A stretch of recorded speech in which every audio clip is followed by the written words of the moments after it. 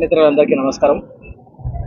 ఈరోజు గౌరవ చేవేల పార్లమెంట్ సభ్యులు వికారాబాద్ జిల్లాలో గెలిచిన సర్పంచ్లకు, ఉప సర్పంచ్లకు, వార్డు సభ్యులకు ఈరోజు సన్మాన కార్యక్రమం నిర్వహించి ఆయన హైదరాబాద్ వెళ్ళిపోయారు. తద్వారా వికారాబాద్ నియోజకవర్గంలో ముఖ్యంగా గతంలో నేను బీఆర్ఎస్ పార్టీలో ఉన్నప్పుడు దారు మండలం నేను ఉద్యమ సమయంలో 25కు 17 గెలిచి ఉండే. తర్వాత 32 ఉన్నప్పుడు 22 గెలిచినాయి. మేము ఎప్పుడైతే బీఆర్ఎస్ పార్టీ నుంచి రావడంతోనే మాకన్నా ఒకటి తక్కువైపోయింది. గతంలో మా శ్రమను, మా వనరులను దోపిడీ చేసి నువ్వు నీ అకౌంట్లో వేసుకొని మమ్మల్ని అందరినీ బయటికి వెళ్ళిపోయేటట్టుగా చేసినటువంటి గతంలో ఇప్పుడున్నటువంటి బీఆర్ఎస్ పార్టీ జిల్లా అధ్యక్షుడు, ఆయన గ్రామంలో గుండు సున్నా. నీవు జిల్లా అధ్యక్షుడు అయ్యండి నీ గ్రామంలో 0 వార్డు మెంబర్కి గెలిపించుకోవాలని దుర్మార్గమైనటువంటి పరిస్థితులను ఉన్నావు. నీ కార్యకర్తలు అబ్బో దిబ్బో అని నీ వెనుక నడిచి కేసుల పాలై వాళ్ళు నీ ఎలక్షన్లో నిలబడితే వార్డు మెంబర్గా ఉప సర్పంచ్ అయిదామను, సర్పంచ్ అయిదామను ఆలోచిస్తే వాళ్ళకు ₹1 కూడా దానం చేయబోతుంది. నీకోసం కష్టపడ్డ వాళ్ళు, జైలుకు పోయిన వాళ్ళు, వాళ్ళ కోసం ఒక్కరోజన్నా సమయం కేటాయించినవా? సమయం కేటాయించలేవు, వాళ్ళకు డబ్బులు ఇవ్వలేవు, ఏ రకంగా సాయం చేయలేవు. 400 కోట్లు సంపాదించి నువ్వు ఒక్కరోజు ₹4 కూడా ఎవరికి దానం చేయలేవు. నువ్వు ఏ విధంగా సర్పంచ్లు గెలుస్తారు? నీకు ఉన్న వాళ్ళందరూ కూడా నేను సహచరుని. మీ అందరికీ బీఆర్ఎస్ పార్టీలో నేను ఉన్నప్పుడు మీ అందరు నాకు సహచరులు.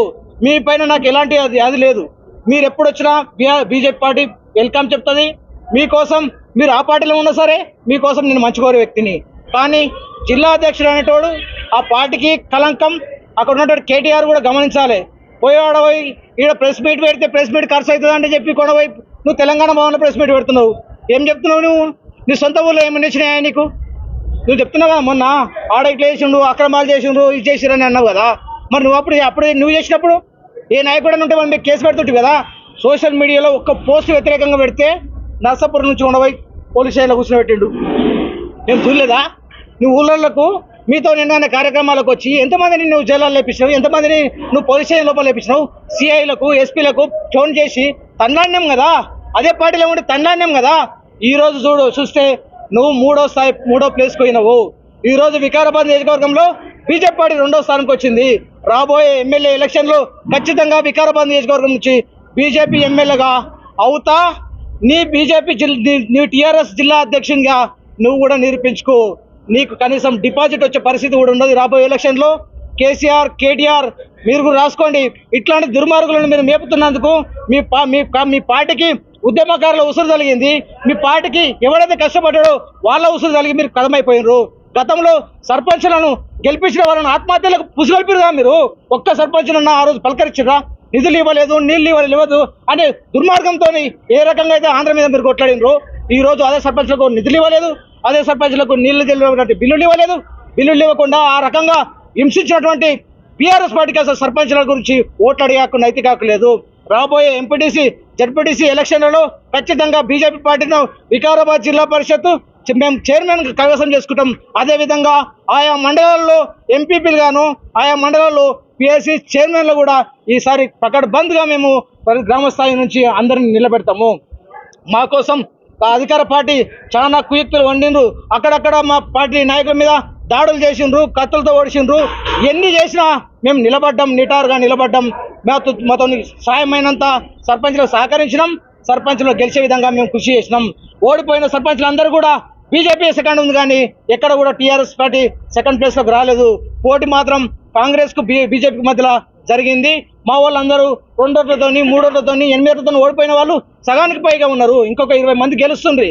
కానీ వాళ్ళకు ఆర్థిక వనరులు తక్కువయో, అదృష్టం తక్కువయో, లేకపోతే వాళ్ళు ఆదరించడం తక్కువయో ఆ రకంగా మాకు కొంత పార్టీ జిల్లా నాయకత్వం కూడా కొంత పటిష్టంగా లేనందువల్ల కొంత మేము కొన్ని సీట్లు కోల్పోయినాం. కాబట్టి మాకు పెద్దలు కర్ణం ప్రహ్లాదరావు జిల్లా కన్వీనర్ వయసు భారం ఉన్నా కూడా అందరినీ ఫాలోఅప్ చేసుకొని పెద్దలు మాజీ జిల్లా అధ్యక్షులు అన్న మాధవరెడ్డి అన్న గారు, ఈ విధంగా సీనియర్ నాయకులు అందరూ కూడా కష్టపడి మన మండలం ముఖ్యంగా ఎక్కువ సీట్లు వచ్చే విధంగా కృషి చేయాలని చెప్తే దానికి తోడు ఇంకా ఇండిపెండెంట్గా గెలిచిన వాళ్ళు చాలా మంది గ్రామాల్లో ఉన్నారు. వాళ్ళందరూ కూడా బీఆర్ఎస్ అకౌంట్లో వేసుకుంటున్నది. మేము కష్టపడి మేము గెలిపిస్తే నువ్వు అకౌంట్లో వేసుకుంటున్నావు. అసలు నువ్వు ఎంత గెలిచినావు ఫస్ట్ నువ్వు రెఫరెండం విడుదల చేయి. నువ్వు ఎన్ని సీట్లు గెలిచినావు చెప్పి వస్తుంది. మేము గెలిచినాం బరాబర్ 20 పైగా సీట్లు మేము గెలిచినాం. నువ్వు ఎన్ని గెలిచినావు? మా అన్ని కూడా పోయి నీ అకౌంట్లో వేసుకొని గెలిచిన మాట తెలంగాణ భవన్లో పోయి నువ్వు లొల్లి పెడుతున్నావు. అసలు ఇక్కడ కదా నీకు గెలవాల్సింది. నీ గ్రామంలో ఒక్క కార్యకర్తను గెలిపేయడానికి నీ డబ్బులు లేవా? నీ గ్రామ సర్పంచ్ గెలిపించుకుని నీ డబ్బులు లేవా? నీకు నిలబడాలి కదా వాళ్ళకు. గ్రామంలో ఉన్నటువంటి బీఆర్ఎస్ నాయకులు కూడా మీరు ఆలోచించుకోండి. కెరెల్లి గ్రామం నుంచి ఎన్ని వార్డు మెంబర్లు వచ్చినాయి మీకు? మీ సర్పంచ్గా మీరు నిలబెడితే మీ నాయకత్వం చచ్చిపోయిందా, లేకపోతే ఆనంద నాయకత్వం చచ్చిపోయిందా? గ్రామం నుంచి కూడా మీరు కూడా ఆలోచన చేసుకోవాలి. వార్డు మెంబర్ కూడా గెలిపేయాలని జిల్లా అధ్యక్ష పదవికి తక్షణమే రాజీనామా చేయాలి. రాజీనామా చేయకపోతే మీరన్నా హైకమాండ్ కేసీఆర్, కేటీఆర్, హరీష్ రావు మీరన్నా ఆలోచన చేసి ఈయన తక్షణమే తొలగించి ఈయన ప్లేస్లో ఇంకేమైనా నియమించుకోండి.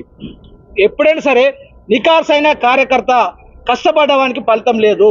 దయచేసి బీఆర్ఎస్ ఉన్న మిత్రులందరూ కూడా మీరందరూ నా సహోదరులే, మీరందరూ నాకు మిత్రులే.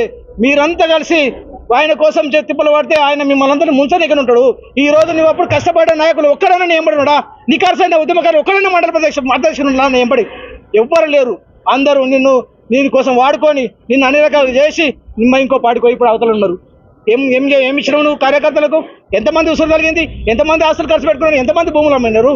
ఈ రకంగా వికారాబాద్ జిల్లా బీజేపీ పార్టీ పక్షాన మేము త్వరలో పెద్ద ఎత్తున అన్ని స్థానిక సంస్థలు ఎన్నికలు ఎంపీటీసీగా, జెడ్పీటీసీలుగా త్వరలో మళ్ళీ ఇదే విధంగా మేము కూడా విజయోత్సవ సభ చేస్తామని విజ్ఞప్తి చేస్తున్నాం.